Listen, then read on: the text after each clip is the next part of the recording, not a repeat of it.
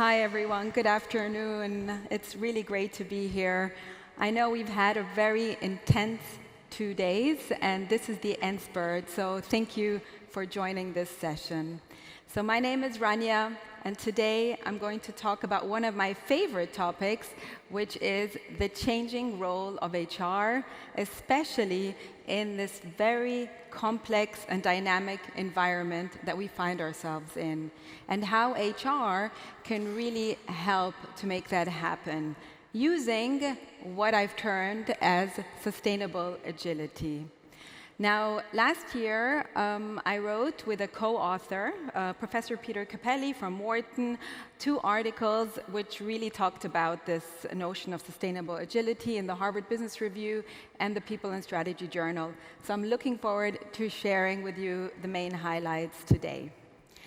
Now, before diving into the material, I would like to share one story with you that I heard last week, which really resonated with me and the market that we're currently in.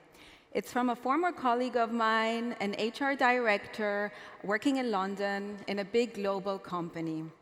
So one day, on a Monday morning, she came into the office and she saw a letter on her desk, and it was a resignation letter of one of her top performers. Now, when she called the woman to ask, why are you leaving us? The woman told her, it's not the company, it's not the job, it's not even the pay. It is the fact that we have restructured this company 3 times over the last 18 months. I've had 4 bosses in the last 18 months. I don't even know what I'm doing anymore, and I'm really tired of pretending that everything is fine. So I'm not quitting the company, I am quitting the chaos. Now, I don't know if any of you can relate to this, but this is a concept that is quietly playing out across companies, under the radar of employee engagement dashboards and the very polished PowerPoints on talent agility. Now, the world that we're in, the work we're in, it's moving very quickly. But our people are moving slowly. And that is because they are burning out, they are checking out, they're disengaged. Every single week, I see a new HR buzzword coming up. The latest ones, quiet cracking, quiet quitting. Yesterday, I heard career cushioning, and before that was job hugging. Now, I don't personally subscribe to most of these buzzwords, but they do not come from nowhere. They show a little bit of the sentiment of employees, and in many cases, they are a wake-up call for employers. Now, at the same time, we have HR. HR is having a very tough time. We are being pulled in all directions. We're being told to be translators, stabilizers, strategists. At the same time, we are meant to lead the strategy, help with transformation. Of course, we have to fix burnout, we have to retain talent, and we have to keep the culture alive. This is really a lot to ask from one department. And especially because most of the time, it's actually with less resources, with less people, with less data, and with less tools. And all of this is under the pretext of agility.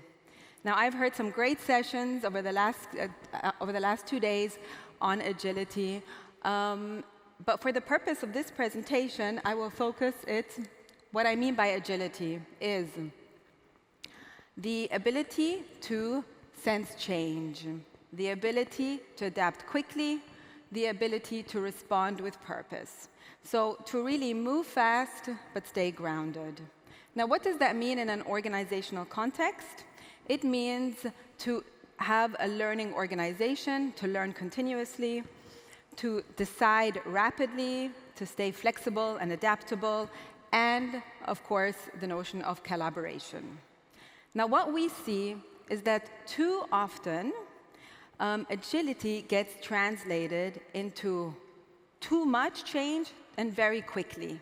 And this is exactly where we start to lose people. Because agility without stability is chaos.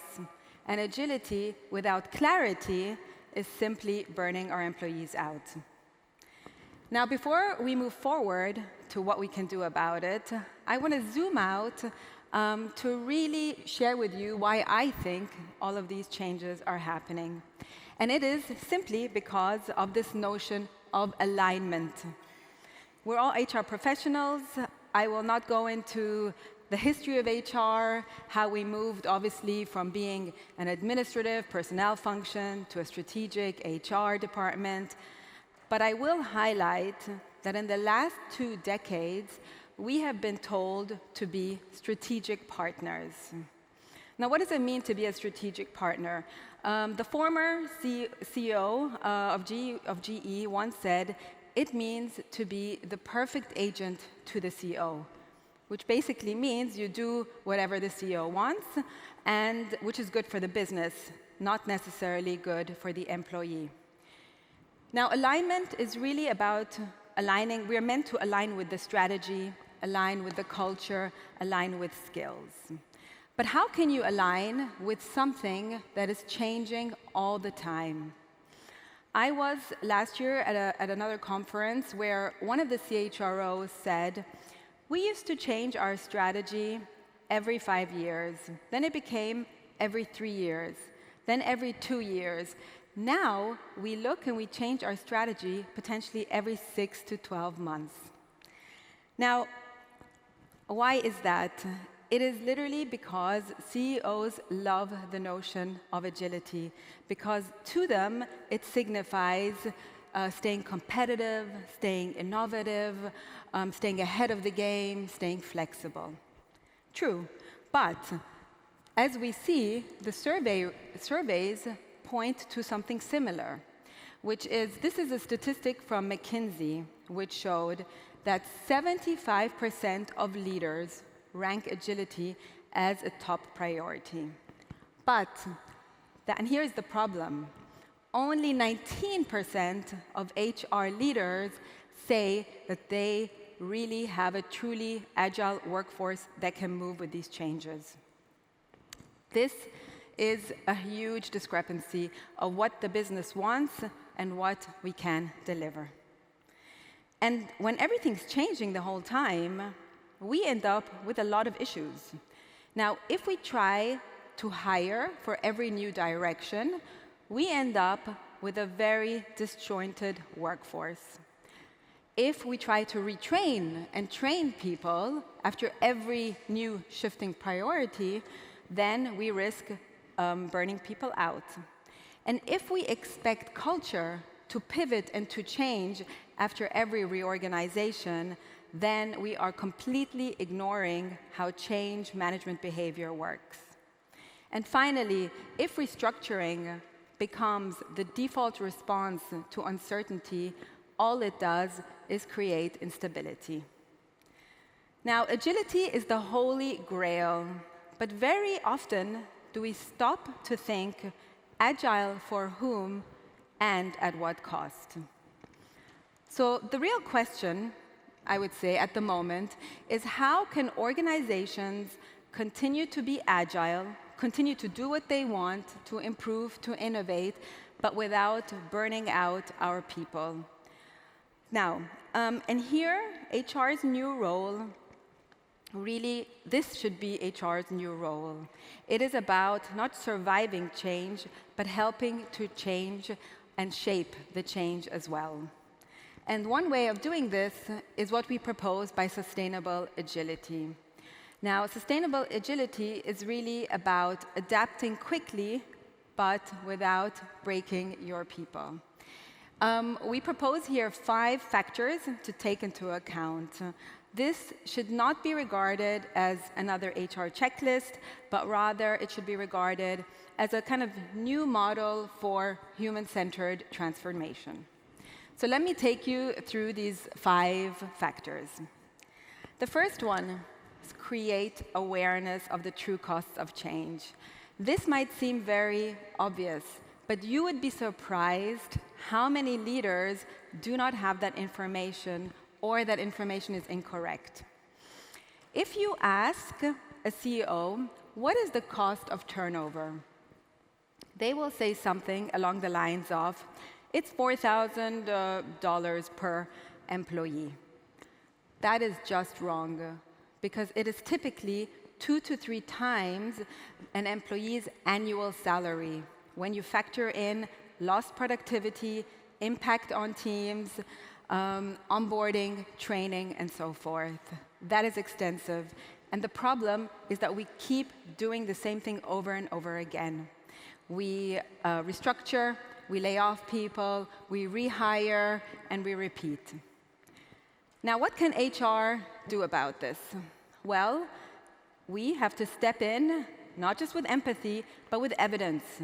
Build dashboards to show leaders the true cost of change.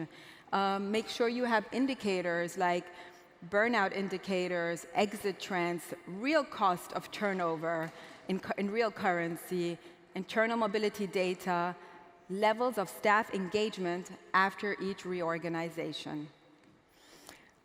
If leaders had this information, they may make different choices. It is one thing to tell your leaders, we have to treat people right because it's the right thing to do. But it's something very different when you tell them, this approach is costing us 5 million euros per quarter. Numbers change minds. And creating this kind of awareness is the first step to sustainable agility. The next point is to plan realistically. Now, what we mean here is we see now on all the papers, every article that I see is about layoffs and layoffs happening all around Europe. The problem is that too often we announce layoffs because companies want to reassure investors, they want to cut costs quickly, they want to signal discipline. But the data shows us something different, because what we see is that these short-term, deep cuts that we do at the beginning, they end up with poor financial performance in the long term, simply because of the time it takes us to, again, rehire people and the lost productivity that we have in the meantime. Also, the minute that you announce layoffs, whether you end up doing them or not, it already creates chaos with employees because it causes panic, it causes anxiety, it causes paralysis. And what you will have is the top talent, they will not wait around for you to decide if you're going to lay them off or not. They're going to jump ship. So when we consider how expensive turnover is and the need for talent, this is something to bear in mind. Now, HR, we need to ask the tough questions. And what are these? Well, they are, is this restructuring going to actually solve a problem, or is it going to create a new one? Also, what is the human cost of this decision? And is it going to be worth the level of disengagement that we will have from this restructuring? So, agility is about moving fast, but sustainable agility is really about moving forward more wisely.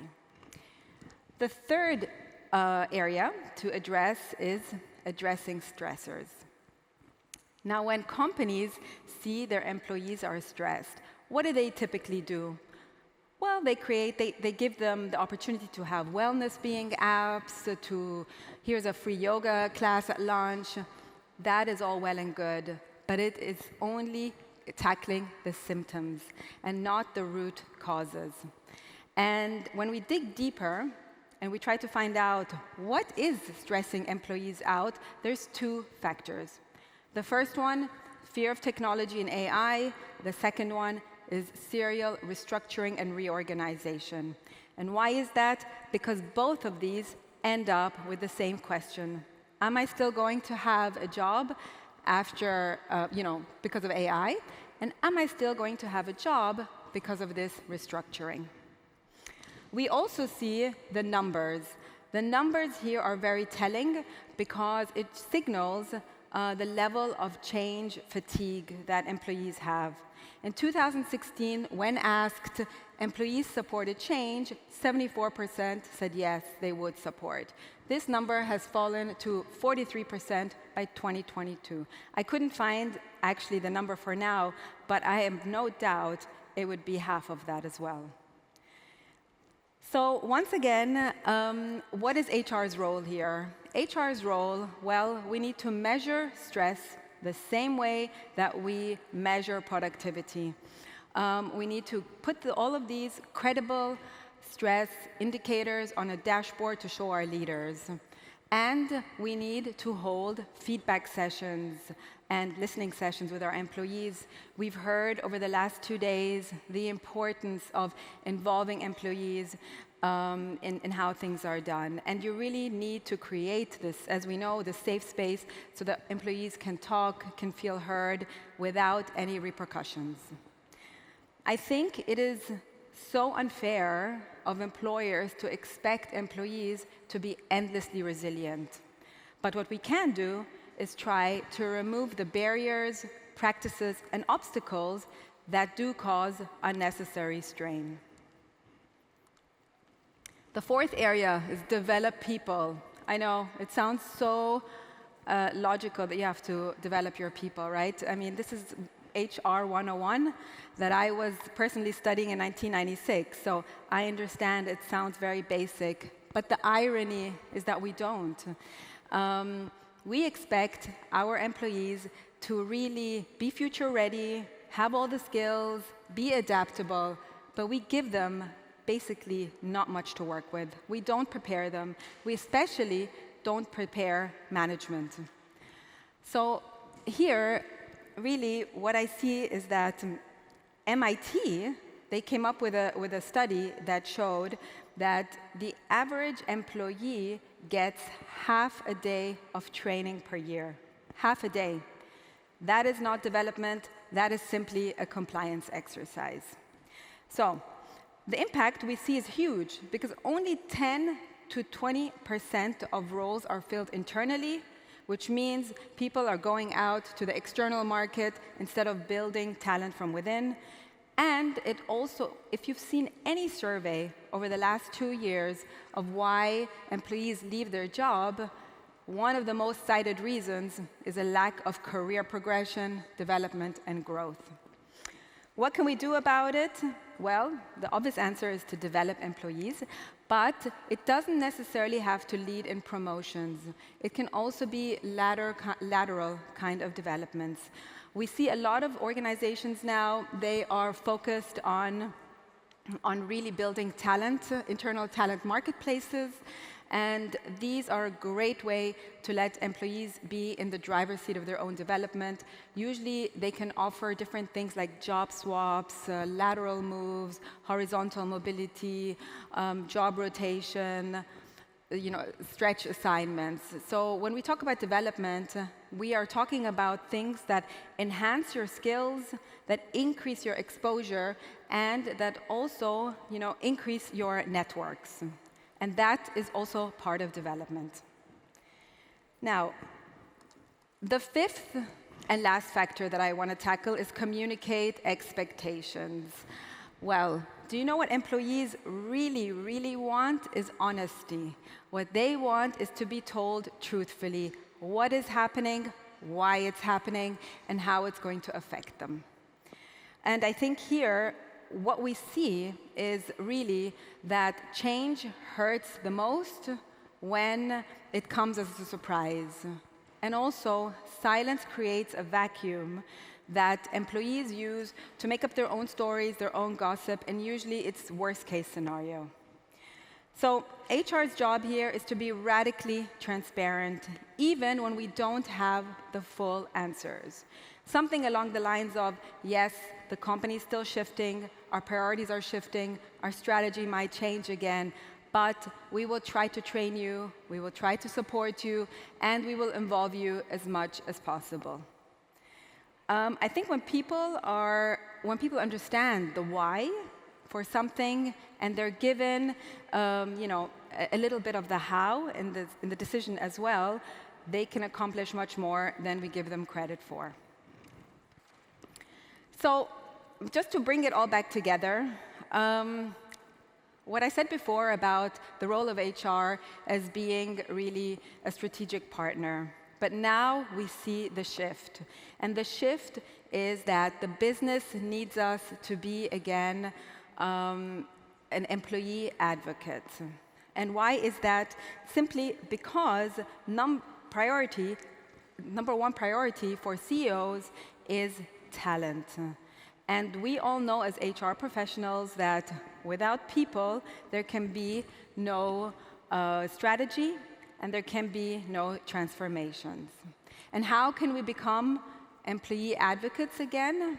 Well, we can do it by having at least some practices that are sustainable through sustainable agility. Now, remember that employee I mentioned at the beginning, the one who quit the chaos, not the company. Imagine with some small changes how her trajectory would have been quite different. So imagine instead of this serial restructuring, if her manager had actually took her aside and said, this is what is happening right now, and this is what we can expect. Might have changed something. Or imagine she would have had more knowledge of the actual priorities and how they were changing, and if she had had a little bit of a say in the how, instead of left guessing. And finally, imagine that she would have had some development opportunities, whether it's some horizontal mobility, some small training, any way to enhance her skills, rather than just waiting around for her new boss to come to see what her next tasks were. So what we see is that with small changes, really small changes, we can accomplish really much, like a lot of things with great impact. So our job in HR, just to conclude, because I see the time is ticking, so our job in HR now is really not to just absorb every single change and try to make it work, but it is really to shape how change happens so that it can really actually work. And here, HR, we need to be the voice that says, yes, agility is important, we want the organization to move forward, but without sustainable practices, it's going to fail. So I think the future of HR is, again, it's not about surviving the change, it's about making the change meaningful and impactful and even motivating. And I think it's really one way we can do that is to reimagine our role in HR, not as administrators of agility, but rather, in a sense, as architects of sustainability. And this is how HR will really help to lead the future of work. Thank you so much. It's been a pleasure. Please feel free to connect with me afterwards.